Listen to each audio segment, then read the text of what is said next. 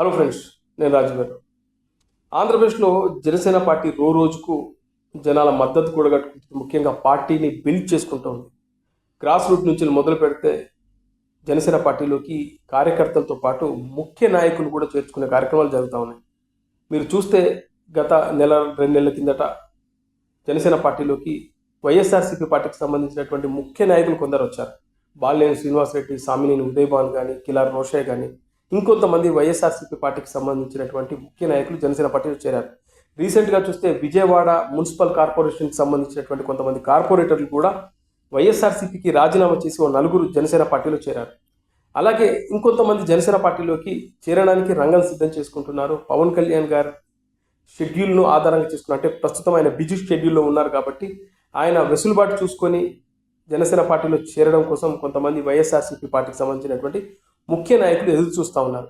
అయితే జనసేన పార్టీలో చేరడానికి ఇంట్రెస్ట్ చూపిస్తున్నటువంటి కొంతమంది వైఎస్ఆర్సీపీ పార్టీకి సంబంధించినటువంటి ఎమ్మెల్సీలు, అలాగే మాజీ ఎమ్మెల్యేలు, అలాగే మాజీ మంత్రులు కూడా ఉన్నారు. అయితే పవన్ కళ్యాణ్ గారి గ్రీన్ సిగ్నల్ కోసం వెయిట్ చేస్తూ ఉన్నారు. మొన్ననే చూస్తే పవన్ కళ్యాణ్ గారు కూడా ఒక కామెంట్ చేయడం జరిగింది.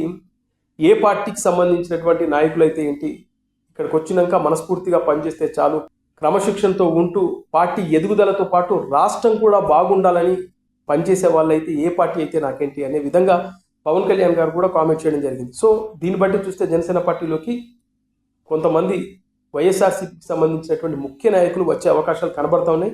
వాళ్ళ పేర్లు కూడా వినబడతా ఉన్నాయి. అయితే ఇప్పుడు మరొకటి ఏంటంటే, మొన్ననే మీ అందరికీ తెలుసు, ఒంగోలు జిల్లాలో కీలకమైనటువంటి నాయకుడు బాలినేని శ్రీనివాసరెడ్డి గారు జనసేన పార్టీలో చేరారు.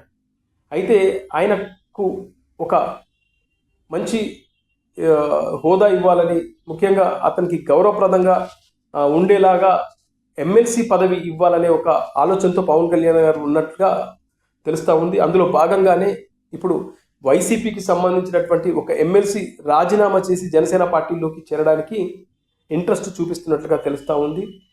కృష్ణా జిల్లాకి సంబంధించినటువంటి వైఎస్ఆర్సీపీ ఎమ్మెల్సీ జనసేన పార్టీలో చేరబోతున్నట్లుగా తెలుస్తుంది. ఆయన జనసేన పార్టీలో చేరే ముందు ఈ ఎమ్మెల్సీ పదవికి రాజీనామా చేయబోతున్నట్లుగా తెలుస్తూ ఉంది. ఎందుకంటే వైఎస్ఆర్సీపీ పార్టీకి సంబంధించినటువంటి ఎవరైనా నాయకులు ఇటు మా పార్టీలో చేరాలని అనుకుంటే మీ పదవులకు రాజీనామా చేసే మీరు జనసేన పార్టీలో చేరండి అని పవన్ కళ్యాణ్ గారు క్లియర్గా చెప్పారు.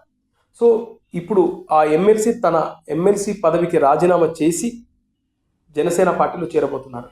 ఆ ఎమ్మెల్సీ పదవి ఖాళీ అవుతుంది కాబట్టి దాన్ని బాలినేని శ్రీనివాసరెడ్డికి ఇవ్వడానికి పవన్ కళ్యాణ్ గారు ఇంట్రెస్ట్ చూపిస్తున్నట్లుగా తెలుస్తుంది. ఇది చాలా రోజుల నుంచి ఇటు జనసేన పార్టీకి సంబంధించినటువంటి ఒక క్లోజ్డ్ సర్కిల్లో వినబడుతున్న మాట.